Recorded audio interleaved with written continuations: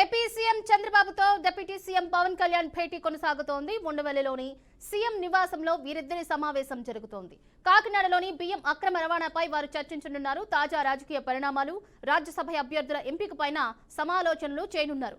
మరోవైపు తన ఢిల్లీ పర్యటన విశేషాలను చంద్రబాబుకు పవన్ వివరిస్తున్నారు. ఇక సోషల్ మీడియా కేసులు, నామినేటెడ్ పదవుల అంశం వీరి మధ్య చర్చకు వచ్చే అవకాశం కూడా ఉంది. తాజాగా పవన్ కళ్యాణ్ కాకినాడ పోర్టులో సీజ్ చేసిన బియ్యంపై కూడా ఇరువురికి చర్చలో వచ్చినట్లుగా తెలుస్తోంది.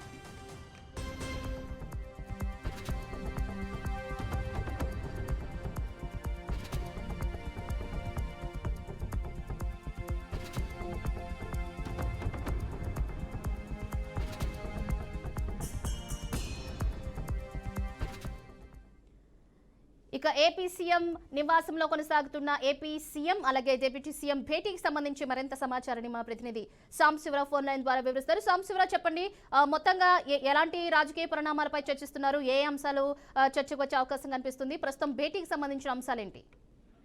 ముఖ్యంగా చూసుకోవచ్చు, డిప్యూటీ సీఎం పవన్ కళ్యాణ్ అదేవిధంగా సీఎం చంద్రబాబు కొద్దిసేపటి క్రితమే సమావేశమయ్యారు. ప్రధాన అంశాలపై కూడా ప్రస్తుతం పవన్ కళ్యాణ్ అదేవిధంగా చంద్రబాబు ఇద్దరు ప్రస్తావిస్తున్నటువంటి పరిస్థితి. అయితే ముఖ్యంగా కాకినాడ పోర్టులో పవన్ కళ్యాణ్ చేసినటువంటి షిప్ సీజింగ్ గానీ 630 టన్నుల రేషన్ బియ్యాన్ని పట్టుకున్నటువంటి విషయం తెలిస్తే దానికి పూర్తిగా కూడా అధికారులు సహకరిస్తున్నారని చెప్పేసి కూడా పవన్ కళ్యాణ్ ఆవేదన వ్యక్తం చేశారు. ఆయన ప్రెస్ మీట్ పెట్టి కూడా ప్రభుత్వం వచ్చిన తర్వాత ఈ రకంగా ప్రవర్తించడం ఎంతవరకు సమంజసం అని చెప్పేసి కూడా పవన్ కళ్యాణ్ చెప్పడం జరిగింది. అయితే ఈ నేపథ్యంలోనే రేపు, ఎందుకంటే ఒకరోజు కేబినెట్ సమావేశం ఉన్నటువంటి నేపథ్యంలో ఈ యొక్క రేషన్ మాఫియాకి సంబంధించి కీలకంగా ఒక నిర్ణయం తీసుకోబోతా ఉన్నారు. దానికి సంబంధించి రేషన్ మాఫియాని అరికట్టాలని చెప్పేసి కూడా ప్రభుత్వం అయితే దీంట్లో కీలక నిర్ణయం తీసుకోబోతాం. ఇందులో భాగంగానే పవన్ కళ్యాణ్ అదేవిధంగా చంద్రబాబు భేటీ అయితే దీనికి ముఖ్యంగా ప్రాధాన్యత చోటు చేసుకున్నట్టుగా తెలుస్తా ఉంది. ఎందుకంటే కాకినాడ నుంచి యథేచ్ఛగా రేషన్ బియ్యం విదేశాలకు తల్లిపోతున్న వైనంపై డిప్యూటీ సీఎం పవన్ కళ్యాణ్ నిప్పులు జరిగారు. కూటమి ప్రభుత్వం వచ్చిన తర్వాత కూడా అధికారులు పద్ధతి మార్చుకోకుండా మాఫియాకు సహకరిస్తున్నట్టు కూడా ధ్వజమిస్తున్న సంగతి తెలిసిందే. అయితే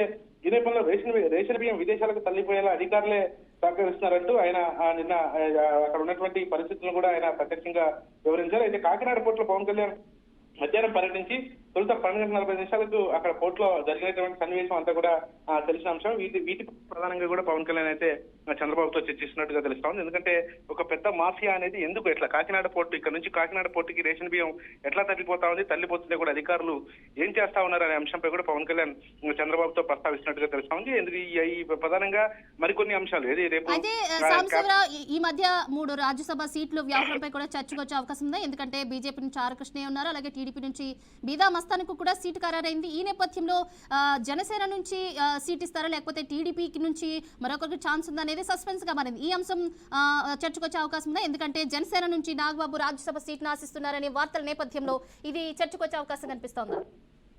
ముఖ్యంగా ఎందుకంటే ఇప్పుడు ఈ 3 రాజ్యసభ స్థానాలకు సంబంధించి ఇప్పటికే డిసెంబర్ 20వ తారీఖున ఎన్నిక ఉన్నటువంటి నేపథ్యంలో దానిపై కూడా కీలకంగా పవన్ కళ్యాణ్ చంద్రబాబు అయితే చర్చిస్తా ఉంది. ఎందుకంటే నాగబాబుకి రాజ్యసభకు పంపించే ఆలోచనలో ఉన్నారు. అందులో భాగంగా కూడా పవన్ కళ్యాణ్ దీనిపై కీలకంగా చర్చిస్తున్నట్టుగా తెలుస్తా ఉంది. అయితే పాటు ఈ యొక్క అంశాన్ని కూడా కీలకంగా పవన్ కళ్యాణ్ అయితే చంద్రబాబుతో చర్చిస్తున్నట్లుగా తెలుస్తా ఉంది. ఎందుకంటే ముఖ్యంగా ఒకవేళ జనసేనకి కనుక ఇస్తే అది ఖచ్చితంగా నాగబాబుకి ఇవ్వాలని చెప్పేసి కూడా పవన్ కళ్యాణ్ సూచిస్తున్నట్టుగా తెలుస్తుంది. గతంలో ఆయన ఒక ఎంపీ సీట్ కూడా అప్పుడు ఆయనకు ఇవ్వాలనుకుంది, ఎంపీగా పోటీ చేయాలని నాగబాబు అనుకున్నారు. కాకపోతే అక్కడ కొన్ని అనివార్య కారణాల వల్ల అప్పుడు కూటమి ఏర్పడటం వల్ల అప్పుడు నాగబాబుకి అక్కడ సీటు దక్కకుండా పోయింది. అయితే ఈ నేపథ్యంలోనే నాగబాబుకి ఒక తగిన న్యాయం చేయాలనే ఉద్దేశంతో అప్పుడు సీట్ సాక్రిఫై చేసినటువంటి నేపథ్యంలో అక్కడ ఎంపీ రాజ్యసభలో కూడా ఆయనకు స్థానం కల్పించడానికి అయితే సమకూలంగా ఉన్నట్లుగా తెలుస్తోంది. ఎందుకంటే ఈ అంశాన్ని గతంలో మొన్న ఢిల్లీ వెళ్ళినప్పుడు పవన్ కళ్యాణ్ కేంద్ర పెద్దలతో కూడా చర్చించినట్లుగా తెలుస్తుంది. ఈ నేపథ్యంలోనే చంద్రబాబుతో భేటీ అయిన తర్వాత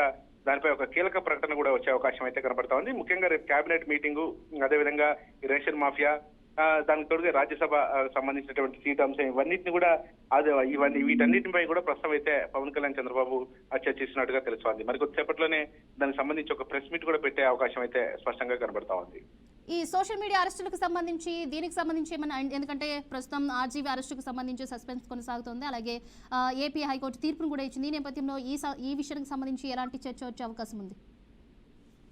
ముఖ్యంగా ఎందుకంటే సోషల్ మీడియా వ్యవస్థలు ఎవరైతే యాక్టివ్ గా ఉంటూ ప్రభుత్వాన్ని బదనాం చేయడం, అదేవిధంగా ఇష్టానుసారంగా వ్యక్తిగత జీవితాల్లో వాళ్ళ వ్యక్తిగత జీవితాల గురించి విమర్శించడం, వీటిపై ఏపీ ప్రభుత్వం ఇప్పటికే సీరియస్ గా తీసుకుంది. ఈ నేపథ్యంలో కొంతమందిని అరెస్ట్ కూడా చేశారు. దానికి తోడు ఆర్జీవీ లాంటి వ్యక్తులు, అటు పోసాని కృష్ణమూర్తి లాంటి వ్యక్తులపై కూడా రాష్ట్ర వ్యాప్తంగా కేసులు నమోదవుతున్నటువంటి విషయం.